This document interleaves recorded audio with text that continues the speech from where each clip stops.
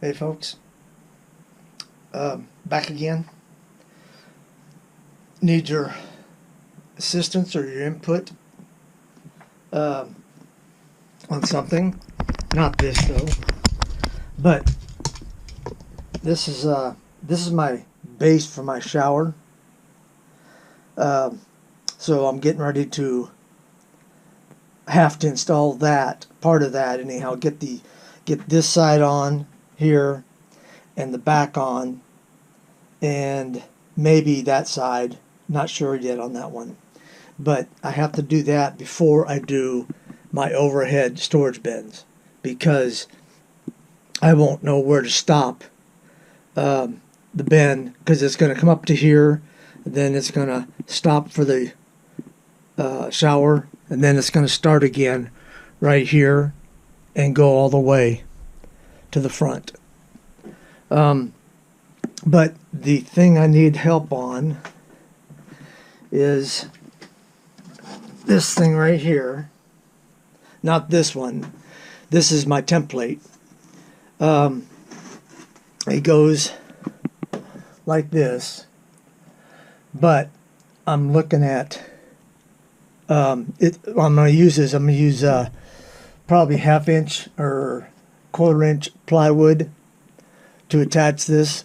But thing is I'm looking at actually cutting a piece out of here, a strip out of here, and mounting it to the side of this thing, extending this thing here. Basically, when I make the plywood, when I cut the plywood, I'll probably cut it 2 inches wider all the way around on this edge here, so that I can bolt it into here with self-tapping bolts. But the thing I'm worried about is, with all the bouncing around, that it might damage or pull through the wood or break through the wood, work its way out and come loose. So I'm looking for any kind of ideas along here to better support it. One thought I had was to get a piece of metal strip on both sides and fiberglass it to this. The other idea I have is to get my super glue here, this stuff, and glue a piece of metal, rough it up on one side, and glue it to this and on the other side, to better secure it, that way it won't pull through, mess up the wood, help out. But I've got to do it for several ribs.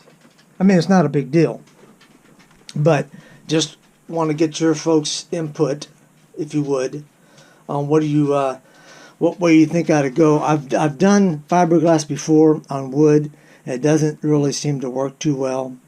But I'm thinking putting that glue, this glue right here, on it, will better secure it on both sides, and then just drive the self-tapping screws. These are what I'm talking about by self-tapping screws. Actually, bolts.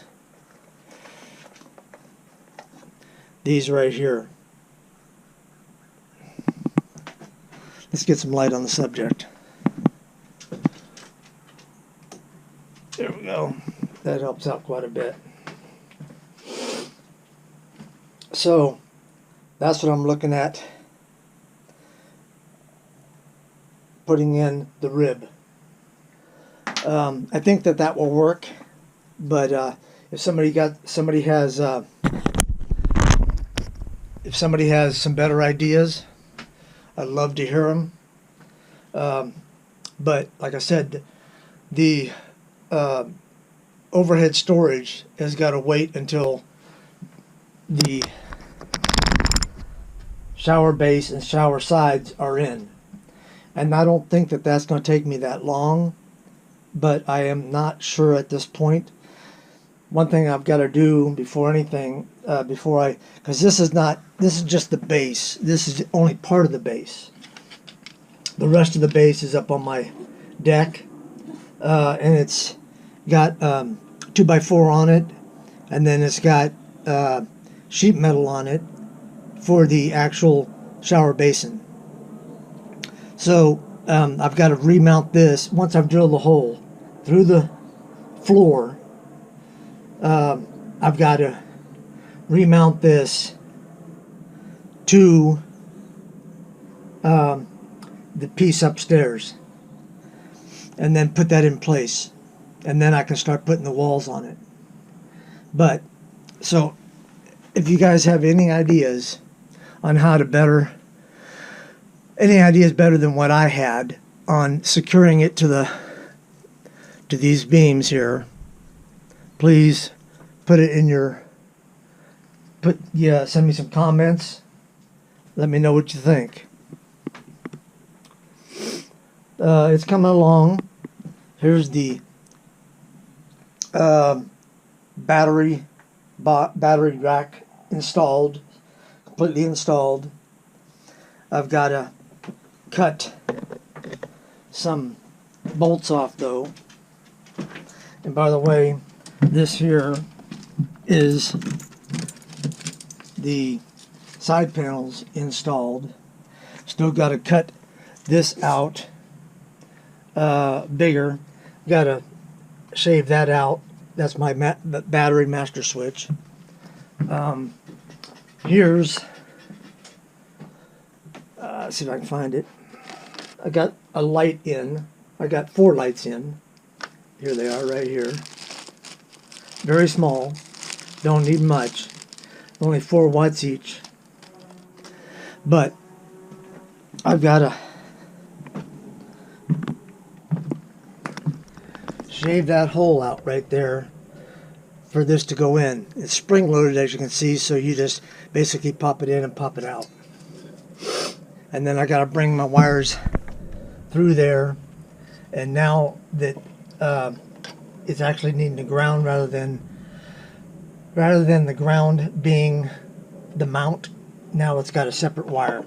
So I've got to hook a wire up and ground it to the body for it to work. But I'm just going to get in here with my Dremel tool and start shaving that out until I got it where I want it and make it look pretty. But this is, as you can see right here, I've got to release it from this sheet metal and then shave this down to that level right there.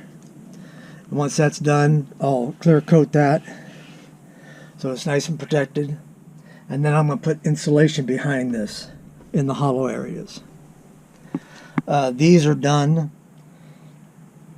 I'm not sure when I'm going to put those in, but what I'm going to do once I put them in, because they fit right underneath this lip here, and what I'm going to do is put that in, glue it in, and then I'm going to put a sealant right along here in that crack, so that way when the water comes down, it'll run on the face rather than on the bottom. And I've also, on the panel itself, I've clear coated it all the way around, so there's no way water can get into the wood, and I just don't want water getting in back behind here. And these are the 2 bolts.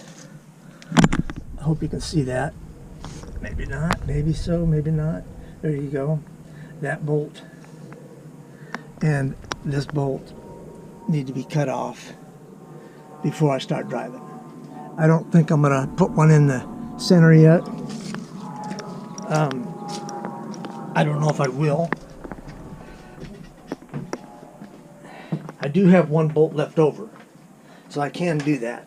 And I would just basically drive it down through right here and bolt it in. I might do it. I'm not sure yet. But anyhow, that's what I got going on so far. Hope you enjoyed this video. When I start installing the bathroom the bathroom, the shower, and the upper cabinets. I'm going to film them probably in a series. Bathroom maybe not, but for sure on the upper storage. Anyhow, if you like this video, hit the like button, share, and please subscribe. Thanks for watching, and be safe.